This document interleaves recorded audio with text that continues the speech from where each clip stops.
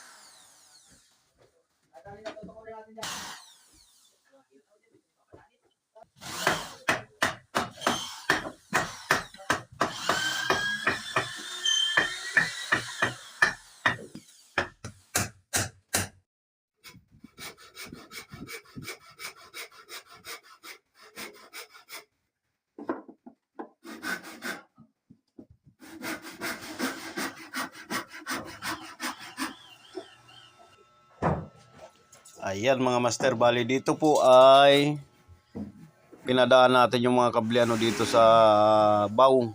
Ayan, sa ilalim ng yung side ng flooring. So dito natin pinadaan yung kable papunta daw sa makina. Ayan, papunta dyan sa makina. Kasama na po yung cambio, saka yung accelerator. Ayan, kasama na po yan. Tapos andyan po yung 6D14 na gagawin din po natin yan.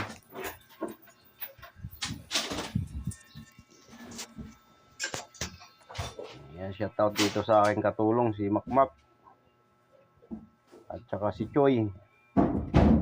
Alright. Bali dito mga master ay ina-align ko na po yung kable papunta dito sa transmission ng hydraulic. Ayan. Saka yung accelerator papunta rin doon sa induction pump. So ayan po ang aking ginagawa ngayon. Ayan po ang ating ina-align. Panoorin po natin mga master. Ayan.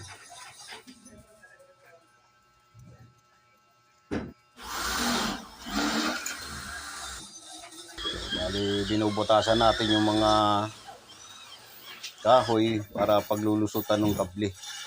Ayan na nga po.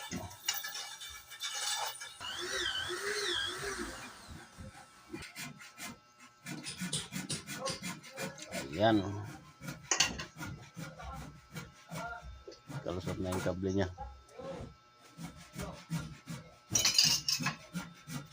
Alright. Itong kable mga master, kailangan hindi masyadong baluktot ito kasi dyan nadaan yung yan yung humihikit sa cambio. Ayan yung humihila. Dapat hindi talaga siyang ikit na ikit.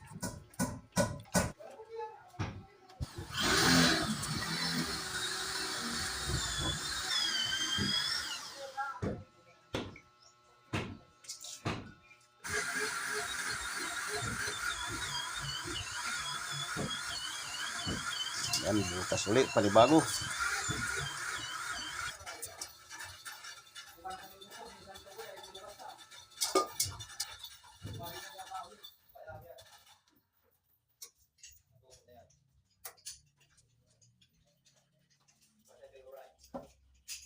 Bade, pakabyo daw, bade!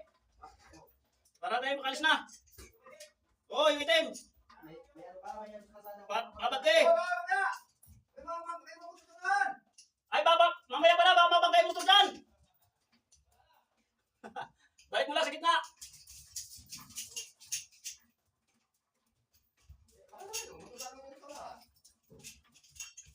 Right na.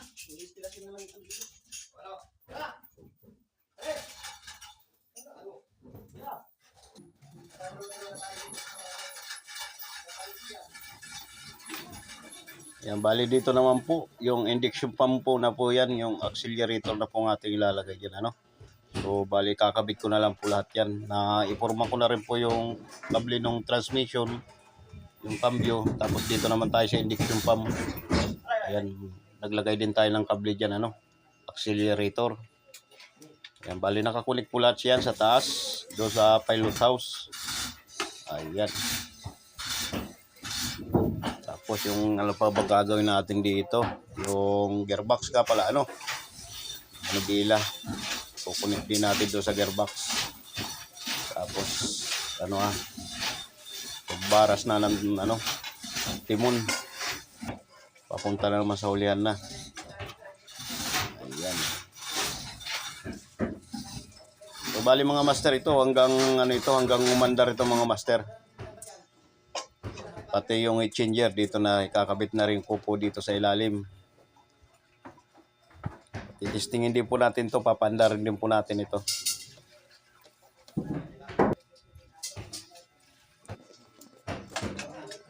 Papaganahin po natin yung cambio, yung accelerator. So itisting po talaga natin to bago nating iwanan, ano. Alright. Ayan yung kanyang transmission. So dito magsisimula na po ako conversion na dito yung kanyang mga paa ng ng kable. Dapat may mga paa din yan para nakapirmis lang yung paghihigit. Ayan, kagaya po na yan, dapat po ay maglalagay tayo ng mga stainless dyan na pinakapatigas niya. So ayan ang ating conversion din po, kung paano ilalagay yung mga stainless dyan, yung pinaka umahawak dyan sa kable na yan. Ayan. Hindi naman po pwede ng ganyan lang po kasi hindi po makakambyo yan pag wala siyang umahawak.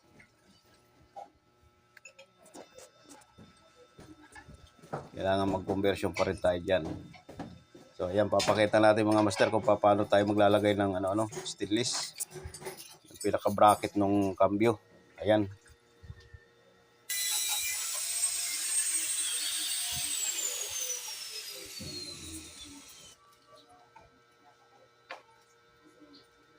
Ayan, o bali sinusukat na po natin yung gagamitin nating kable, yung stainless. Ayan. Lahat po ito ay tinutornilyo po, nakatornilyo lang po ito dito sa mga hydraulic sa transmission.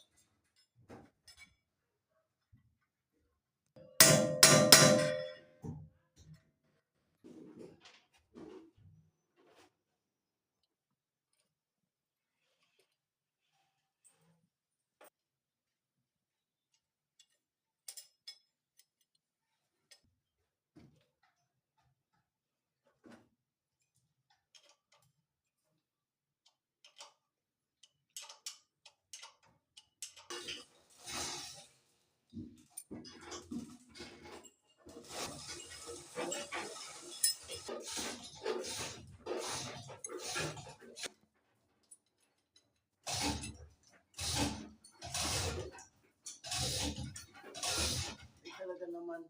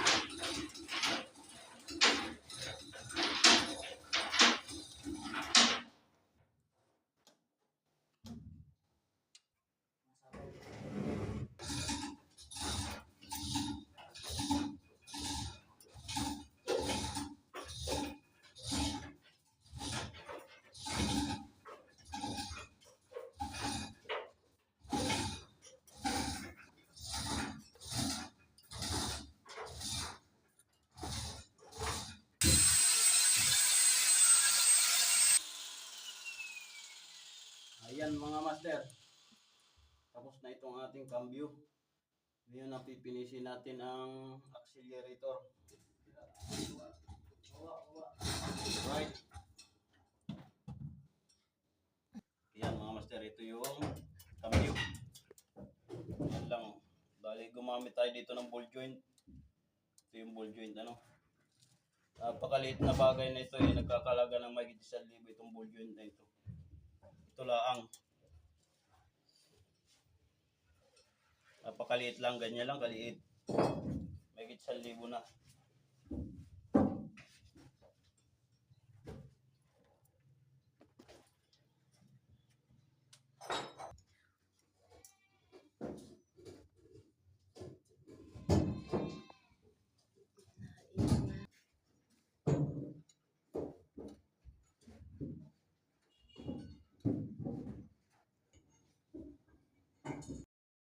Bakit?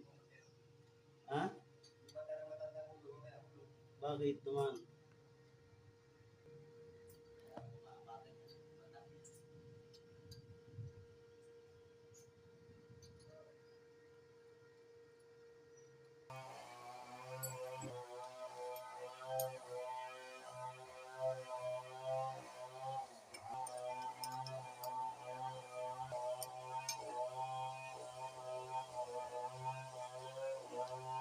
Sige, mga laglag ng mga laglag yan.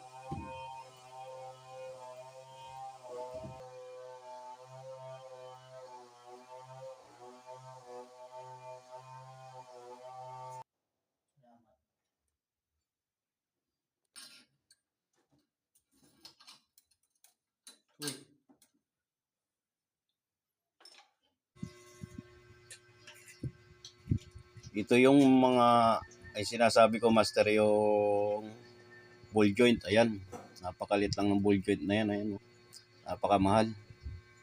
So ayan ang ating gagamitin dito sa ano naman. Para dito sa induction pump. Kailangan may ball joint pa rin siya.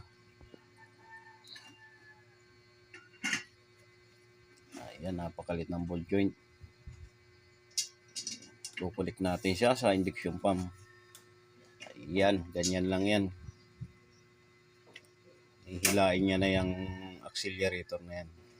Kamay na ito. Bulok pa naman itong kamay na ito.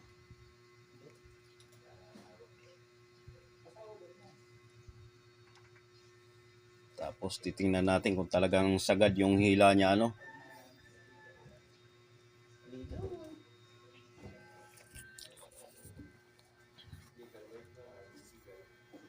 Bugado di sinan eh. Yan. Bali, titistingin na natin yan pagkaigpit, ano, mga master. Kulang ko yun. So, ating ni ano do sa taas.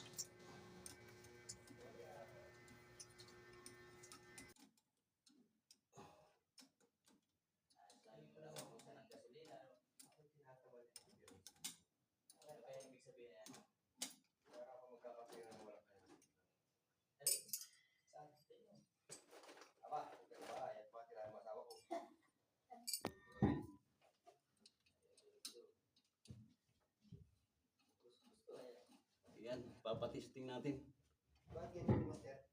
Patesting daw ako, buddy.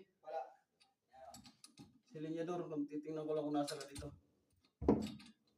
Tandaan mo lahat ng mga motor sa unahan. Tandaan mo lahat ng mga motor sa unahan. Sagad! Sagad na yan! Neutral pa ka. Yeah, Neutral. yatras mo. Yan. Yatras yan. O, neutral mo ulit. Yan, asa. O, asa. Alright. Abay, yan mo lahat. Baka tayo bumangga. Mag-minor ka! Minor! Pihitin mo yung ano, pula, pihitin mo.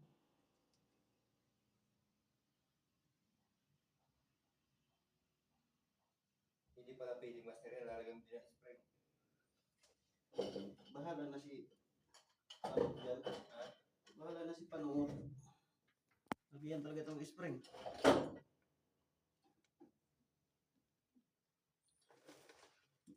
Minor! Minor! Ay na, mausok na. Oh, ay hinigpit yan. Oh, dala na, induction pump. Abay, tutulak mo eh. Ibalik mo na sa nanay. Ano, yung naka-neutral mo, nakasagad? Gitna, ay sagad ng silinya doon. Tumalog yan ano? Nilak mo? Hindi.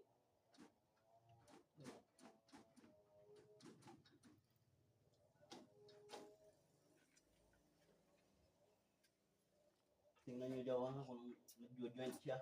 Ayos na. Ito yung minor niya no, nakaganyan ano? Ito kanina, nakasagad dyan no.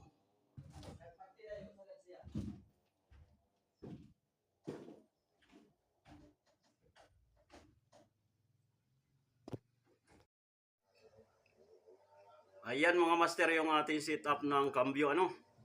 Saka accelerator, bali magkasama sila. Alright.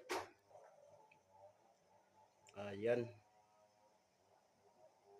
Tapos yung manubila, yan no. Ibabalik natin uli yung cover na yan para maganda tingnan. So hindi pa lang natin ilalagay yung cover. So ito po yung ano ay accelerator yung pula. Tapos yung cambio yung itim. Alright, so titingnan po natin sa ilalim, ikaklaro po natin. Ayan. Bali, ito po yung induction pump. Nasa gitna no at B8 ito ay. So ayan ang kable ng accelerator. Tapos yung angular na yan, dyan natin ilalagay yung exchanger. Alright, titingnan din natin itong cambio. Ayan. Ayan mga master yung ating layout ng kable ng cambio. Alright, so pinadaan natin siya sa ilalim ng mga kahoy. Binutasan lang natin yung kahoy. Doon natin siya pinadaan yung kable. So ayan, dito na siya. Ayan ang setup natin mga master. Alright, ayan yung cambio. Ayan. Taas baba lang yan mga master. Yung naka-neutral yan. Alright. Ayan. So, finish na po tayo dito sa cambio. Ngayon ay maggagawa pa tayo ng paa dito sa 6D14. Palitan na rin ng paa ng makina. Ayan. Ayan naman yung 6D14. Ayan naman ang ating gagawin ngayon. Bali magpapalit tayo ng paa na yan at medyo mga bulok na yung mga paa niya. Kalawangin na. So papalitan po natin yan. Alright. Yan, nandyan yung ating accelerator, cambio, tapos na. Tapos ikakabit na lang natin yung heat changer. So yung mga patubig na lang po ang ating ikakabit naman ngayon.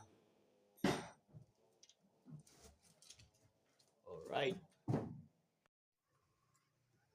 Dito Joy, wala ako dito Joy, para dito ko.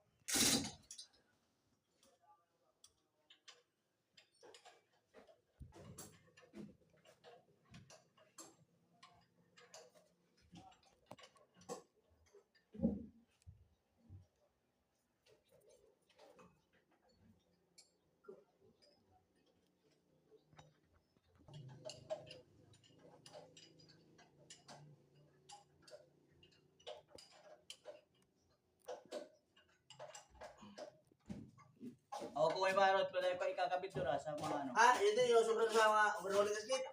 Oo. May gato ka kalakit. Ay, walang. Wala kayo ba ito? Baka ang madali mo yung sa ano. Binigyan ko lang ng baon. Sa water pump.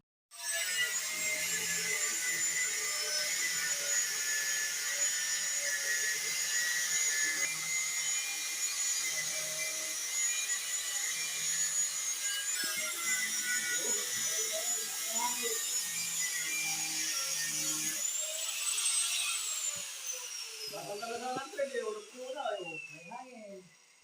Pupulo.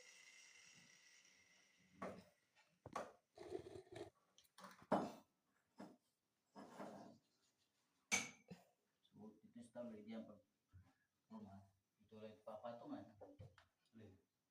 Parmal yun. Hindi, taas talaga. Taas lang. Hindi, ayos na yan. Ito, tataas lang huwag yung makina. Dito lang. Ayos na yan. Ayos.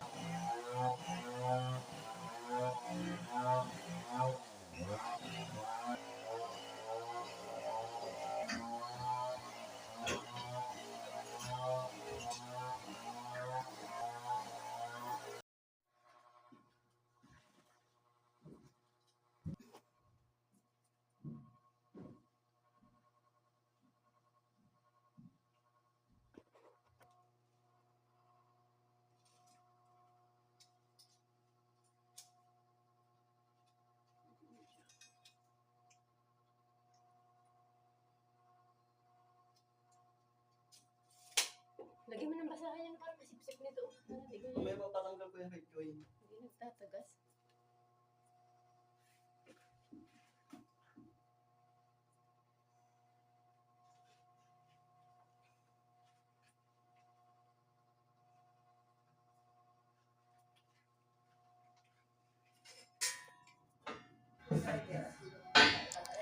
Ayan, bali mga master, ito ay binuo ko na sa ibabaw itong yung kwadrado na ito, yung paa ng makina. So bali yung mga tukod na lang po ang ating gagawin dito So ayan, nakalagay na siya. So bali sinusukatan na nga po natin ng mga kanyang tukod doon So dito po ay ililibil po natin yung makina at saka yung paa ganun pa rin po, magninibil pa rin tayo ng dapat nakanibil po itong paa ng makina, tsaka yung makina dapat nakanibil din po. Alright. Bali, ganyan po ang diskarte po niyan. Ito po ay hydraulic din po ito 6D14 yung transmission niya. Hydraulic din po yan. Ayan, bali nagpuputol-putol na tayo ng pang paa niya. Ayan.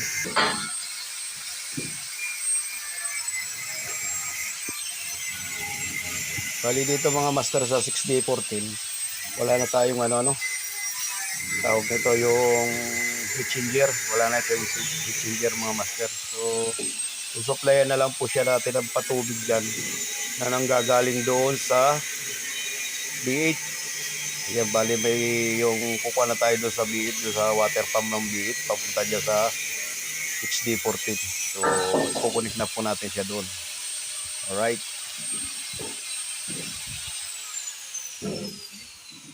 Makikita nyo po kung paano natin ikukunik yung kanyang patubig galing doon sa 6D, sa biit, papunta dito sa 6D14. Alright.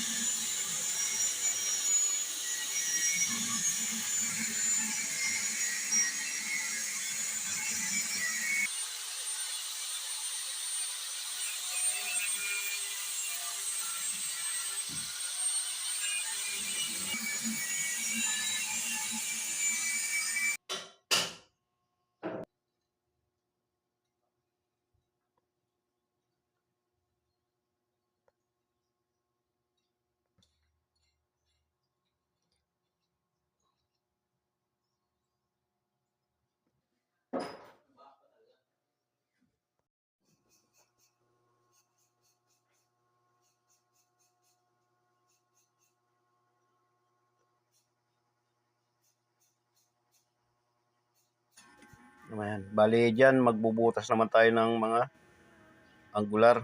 Bubutasan natin para sa mga tornilyoan, lagayan ng tornilyo.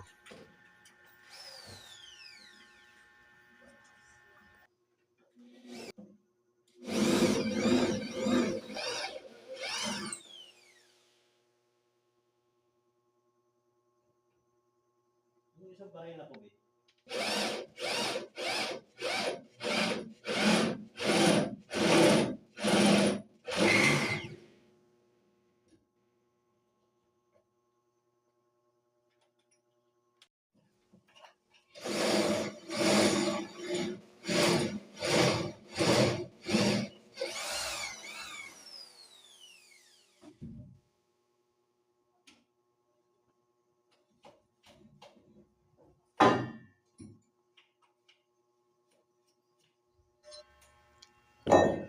Yan, bali dito po mga master ay medyo mahirap pagbubutas at galvanize po itong ating binubutas.